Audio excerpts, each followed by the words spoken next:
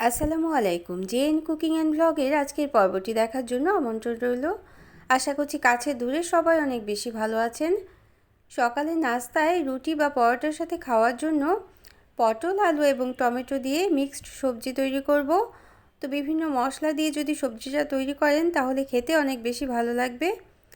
তো আশা করছি আমার রেসিপিটি ভালো লাগবে, আর ভালো লাগলে চ্যানেলটাকে সাবস্ক্রাইব করে পাশে থাকতে পারেন। আর ভিডিওটা দেখার শুরুতে একটা লাইক দিয়ে দিবেন প্লিজ। প্রায় 8 থেকে 10টা পটল এভাবে 4 টুকরো করে মাঝখানে একটা ফালি দিয়ে কেটে নিয়েছি, ভালোভাবে ধুয়ে পরিষ্কার করে নিয়েছি স্কিনটা ফেলে দিয়ে। আর সাথে নিয়ে নিয়েছি ছোট একটা আলু এবং অর্ধেকটা মিষ্টি আলু। মিষ্টি আলু যদি সবজির সাথে দেয়া যায় তাহলে একটা মিষ্টি ভাব তৈরি হয় এবং খেতে অনেক বেশি ভালো লাগে, এই জন্যই আমি দিয়েছি। একটা ছোট সাইজের টমেটো নিলাম এবং পেঁয়াজ কুচি নিয়ে নিলাম। এখন প্যানে পর্যাপ্ত পরিমাণে আমি সরষে তেল দিয়ে দিলাম। চাইলে সাদা তেল দিয়েও রান্নাটা করে নিতে পারেন। তো জিরে ফোড়ন দিয়ে দিলাম আধা চা চামচ পরিমাণ, এবং সরষে দিয়ে দিলাম কোয়ার্টার চা চামচ পরিমাণ। এখন আমরা সবজিগুলো আগে ভেজে নেব। সবজি বলতে এখানে পটলটাই আগে ভেজে নিতে হবে। আধা চা চামচ পরিমাণ লবণ দিয়ে দিলাম।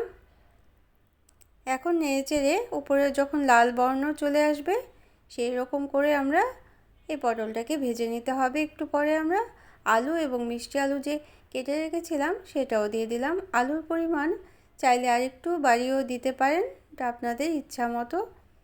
সবজির পরিমাণটা দিয়ে নিতেই পারেন। টমেটোটাও এর মধ্যে দিয়ে দিলাম।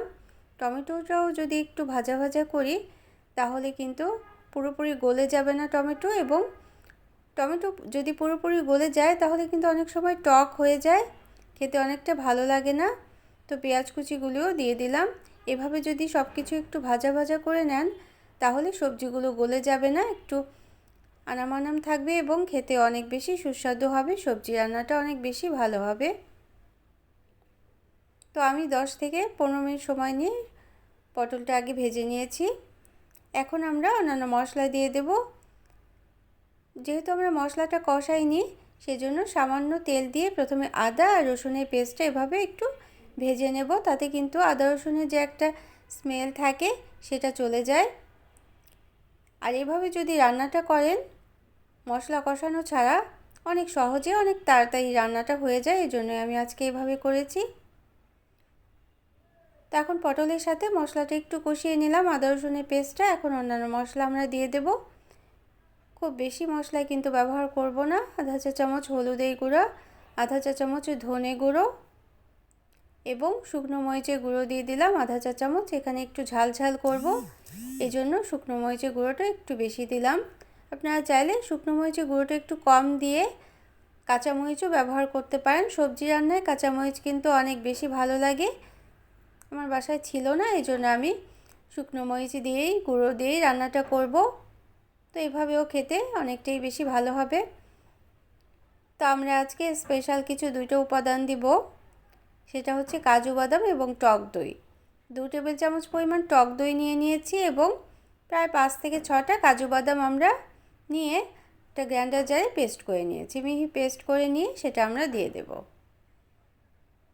এই কাজু বাদাম আর টক দইটা যদি এই সবজিতে রান্নাটায় ব্যবহার করেন তাহলে সবজি রান্নার টেস্টটাই কিন্তু অনেকটা পাল্টে যাবে, অনেক বেশি ভালো লাগবে। প্রতিদিন একই ধরনের মশলা দিয়ে সবজি রান্না খেতে কিন্তু ভালো লাগে না। একটু অন্যরকমভাবে যদি রান্নাটা করেন তাহলে রুটি পরোটার সাথে জমে যাবে সবজি রান্না, এবং গরম ভাতের সাথেও খুব বেশি ভালো লাগবে। যেহেতু আমরা মাখা মাখা ঝোল রাখবো এজন্য খুব বেশি পানি দেব না। আধা কাপ পরিমাণ পানি দিয়ে আমি ঢেকে রেখে দেব 10 থেকে 15 মিনিটের মতো।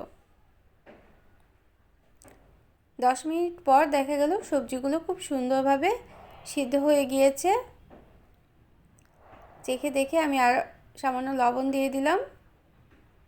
তো আমরা এখন সবজি রান্নাটা নামিয়ে নেব।